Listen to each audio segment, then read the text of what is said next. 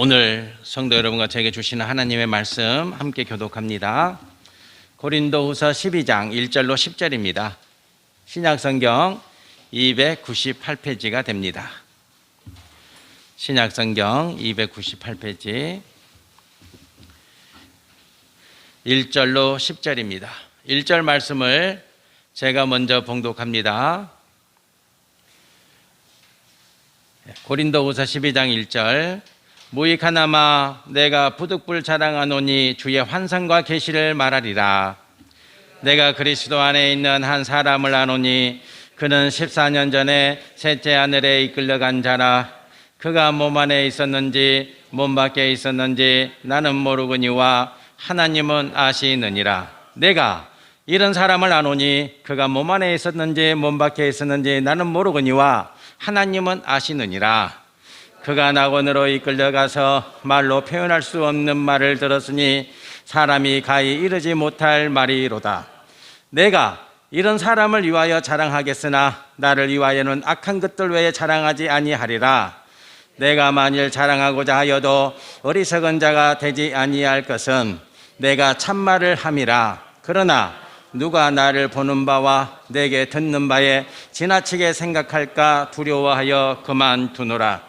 여러 계시를 받은 것이 지극히 크므로 너무 자만하지 않게 하시려고 내 육체의 가시 곧 사탄의 사자를 주셨으니 이는 나를 쳐서 너무 자만하지 않게 하려 하심이라.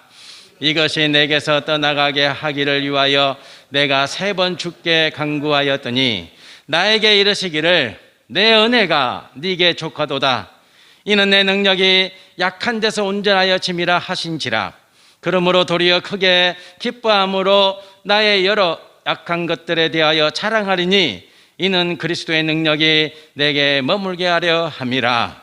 그러므로 내가 그리스도를 위하여 약한 것들과 능욕과 궁핍과 박해와 공고를 기뻐하노니 이는 내가 약한 그때의 강함이라. 아멘. 아멘. 6월 19일 날 한국 시간으로 오전 9시 40분 제16회 반 클라이빈 국제 피아노 콩쿠르 대회에서 한국 18세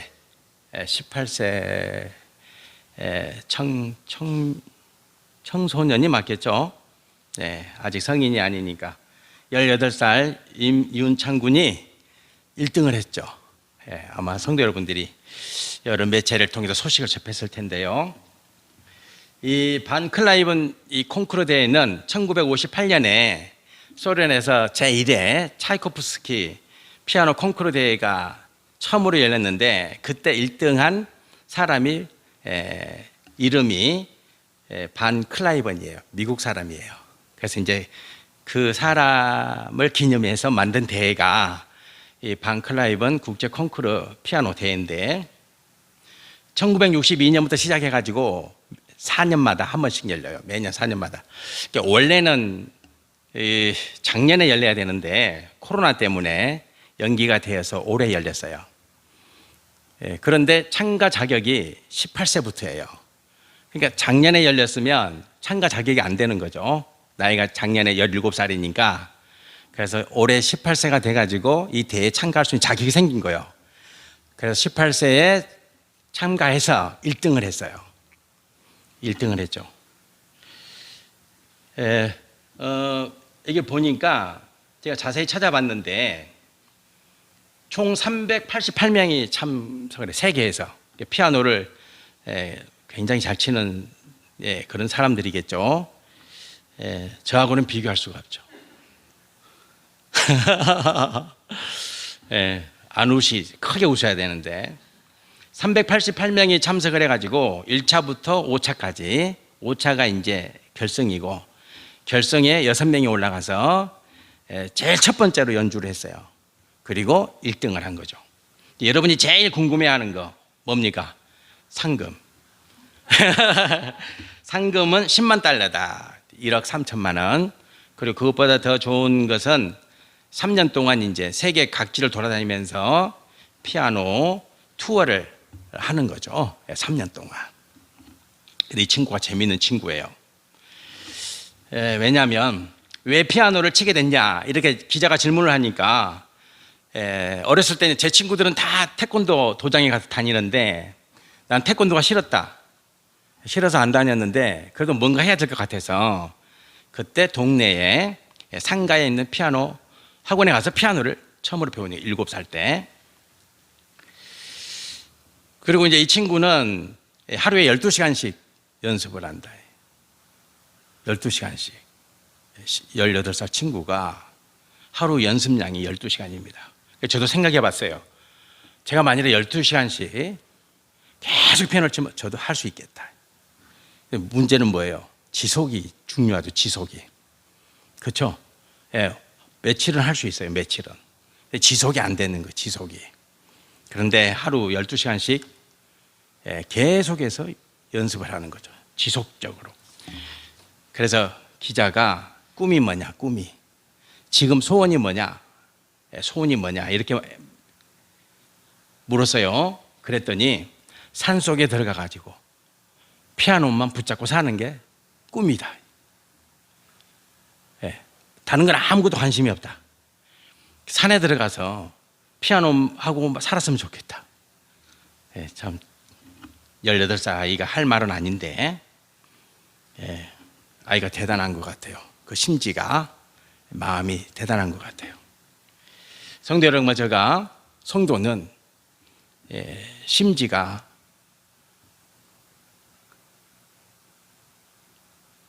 예수님의 심지로 꽉 차 있어야 됩니다. 그 심지가, 마음의 뿌리가, 성도 여러분의 그 마음의 그 근원이 예수 그리스도로 십자가로 단단히 채워져 있어야 됩니다. 그래야 결정적인 순간에 그 능력이 나타나게 되는 것이죠. 사도 바울이 한 사람을 소개합니다. 나는 이런 사람을 알고 있다. 근데 그 사람은 어떤 사람이냐? 3번째 하늘에 올라간 사람이다. 그때는 이제, 그때 당시에는 하늘이 3층 천으로 나눠져 있다. 이렇게 사람들이 일반적으로 그렇게 생각하고 있었던 거예요. 첫 번째, 두 번째, 세 번째. 지금은 어림도 없죠. 지금은 대기권이 있고, 그죠? 중층권, 성층권 그러잖아요. 그때는 그랬다고. 그때는 제1, 제2, 제3 이렇게. 그때는 과학이 발달 안 했으니까. 지금 이제 과학이 발달해서 그게 이런 의미구나. 이런 지식을 가지고 있지만 그때 당시는 그런 과학이 없잖아요. 그러니까 이제 사람들이 그렇게 본 거예요. 그거 놀라운 거죠. 한 사람을 난 잘 알고 있다. 그 사람은 3번째 하늘에 올라간 사람이다. 3번째 하늘에. 3번째 하늘에 올라가서 뭐 했냐?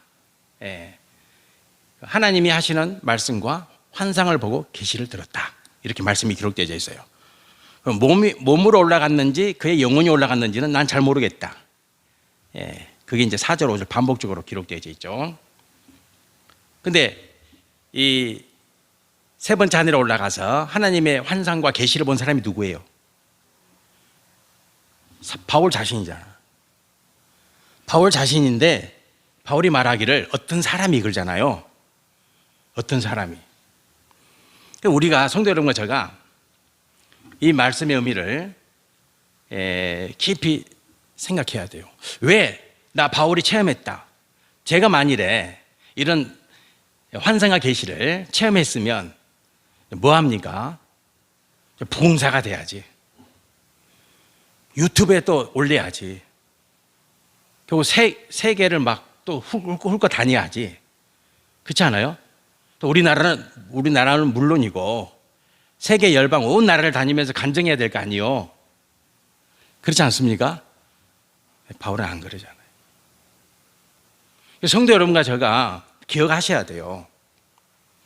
꼭 명심해야 될 게 뭐냐면 이런 거 간증하고 이런 거 부흥해 다니면서 말하는 목사들은 다 거짓말하는 자들이에요. 그런 말에 넘어가면 안 돼. 요즘에 유튜브에 보면 희한한 내용으로 또 희한한 말씀으로 전하는 사람들 많잖아요. 경계하셔야 됩니다. 그렇게 말하는 자들은 다 거짓 사도입니다. 거짓 목사입니다. 다 그래요, 다. 들을 필요도 없고 관심 가질 필요도 없어요. 사도 바울이 이런 환상과 계시를 체험했는데 자기라고 말하지 않잖아요. 어떤 사람이. 딱 고린도후서 이 말씀에만 기록이 되어 있어요. 다른 데서는 1절 말하지도 않아요. 그리고 오늘 말씀에 보면 내가 여러 환상과 여러 계시를, 한 번만이 아니에요. 이런 환상과 계시를 사도 바울이 체험한 게 한두 번이 아니라고. 그런데 입 딱 닫고 말하지 않잖아요. 여기에서만 딱 한 번 말해요. 1절 말하지 않거든요. 성도 여러분과 제가 왜 사도 바울이 이런 행동을 취했는가에 대해서 사도 바울이 하는 말이 뭐라고 말합니까? 이렇게 말해요. 사도 바울이 6절에 보면 누가 나를 보는 바와 내게 듣는 바에 지나치게 생각할까 두려워해요. 이 말씀 의미를 아시겠죠? 만일에 사도 바울이 자기가 체험한 환상과 계시를 계속해서 말하고 그것을 사람들에게 전하면 사람들이 바울을 뭐 하겠어요? 신격화하는 거죠. 요즘 이단들이 다 그러잖아요. 근데 이단들은 왜 그리 좋아해요? 다 신격화하잖아요, 신격화. 교주가 신이잖아요. 그렇지 않아요?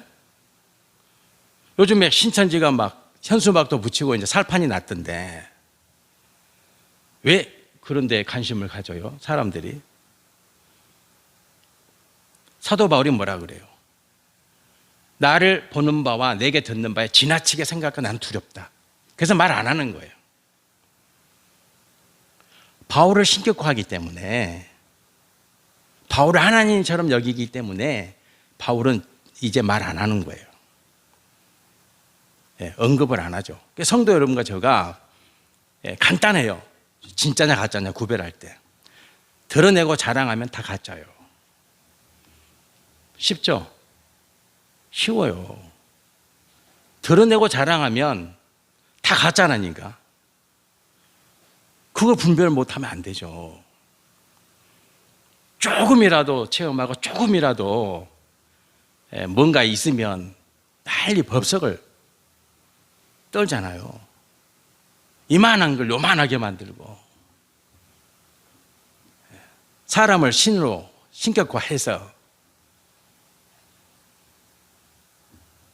그렇게 말하고 주장하는 이들이 얼마나 많아요. 그런데 왜 가는지 모르겠어요. 사도 바울이 내가 사람들이 나를 볼 때 나를 지나치게 생각하면 난 두렵다. 그래서 말하지 않는 거예요. 말하지 않는 거죠. 거짓 사도의 유혹이 극심하죠. 지금 특히 대한민국에. 그 중에 한 무리가 신천지죠. 분별이 어렵고 난해한 게 아니라 간단해요. 간단하죠.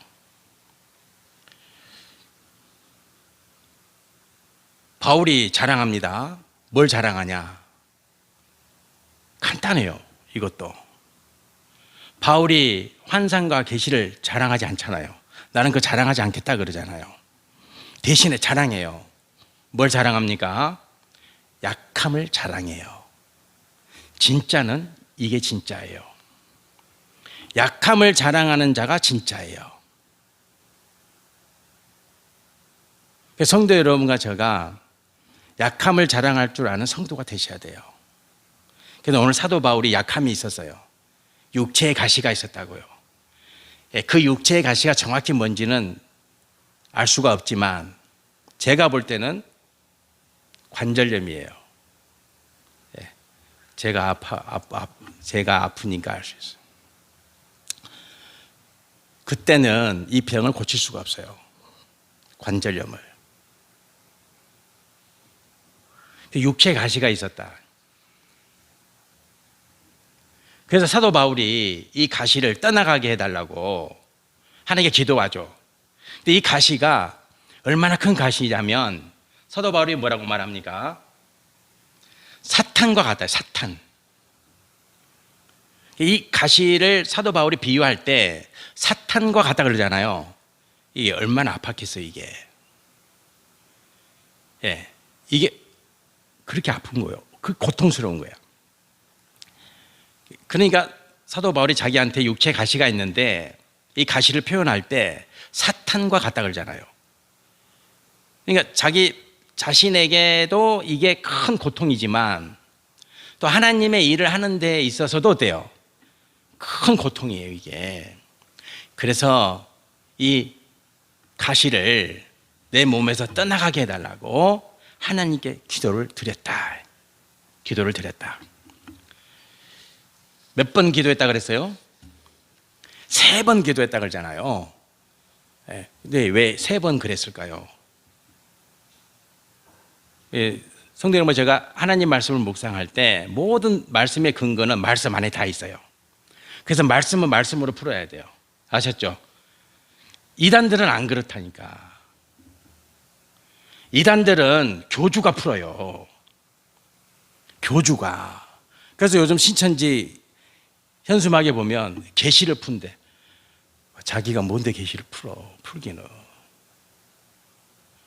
말씀은 말씀으로 푸는 거야. 말씀 이상도 아니고 말씀 그 이하도 아니에요. 하나님의 말씀은 말씀으로 풀어야 돼요. 꼭 기억하셔야 돼요. 교주가 푸는 게 아니에요. 뭐 신통방통 그런 게 어디 있어요? 사기지. 사기꾼이지. 사기꾼이죠. 사기꾼.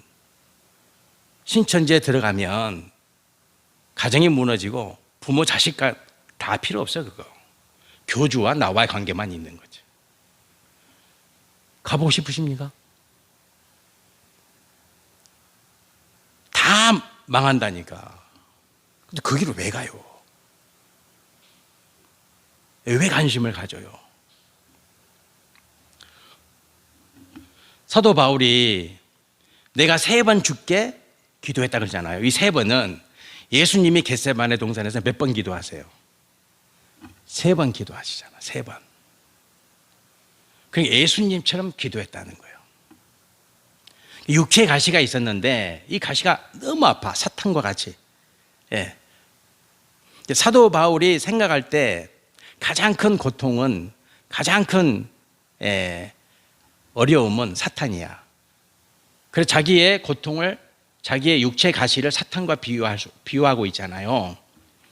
그래서 이 가시가, 이 사탄과 같은 이 가시가 자기 몸에서 떠나가게 해달라고 3번 기도했다. 예수님처럼 기도했다 그 말이에요. 여기서 3번이라는 것은 예수님이 겟세마네 동산에서 십자가 지시기 바로 하루 전에 그 밤에 겟세마네 동산에서 제자들과 함께 기도하잖아요. 몇 번 해요? 3번 기도한 3번. 그래서 사도 바울이 3번이라는 말을 쓴 거예요. 예수님처럼 기도한 거예요. 땀방울이 핏방울 되도록. 그럼 하나님이 응답해 주셔야 되지 않나요? 저도 그렇게 기도했어요. 네. 응답이, 하나님이 어떻게 응답하시냐면 이렇게 응답하세요.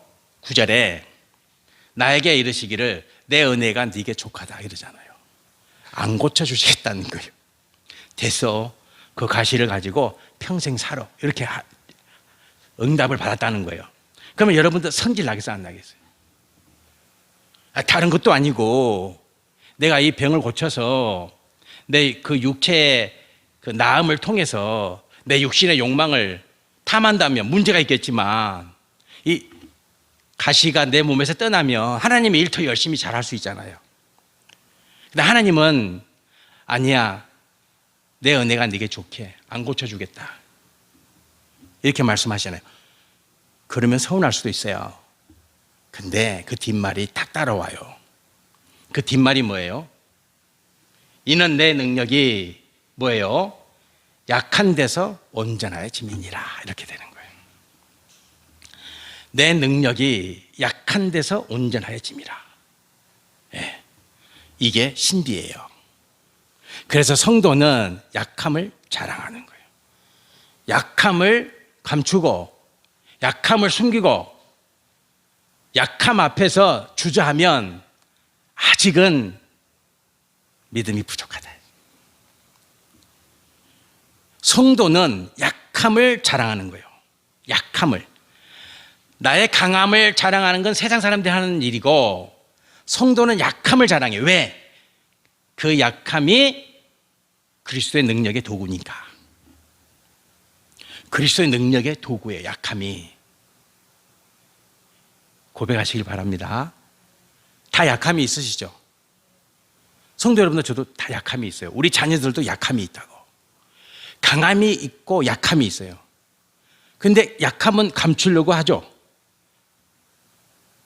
숨기려고 하잖아요.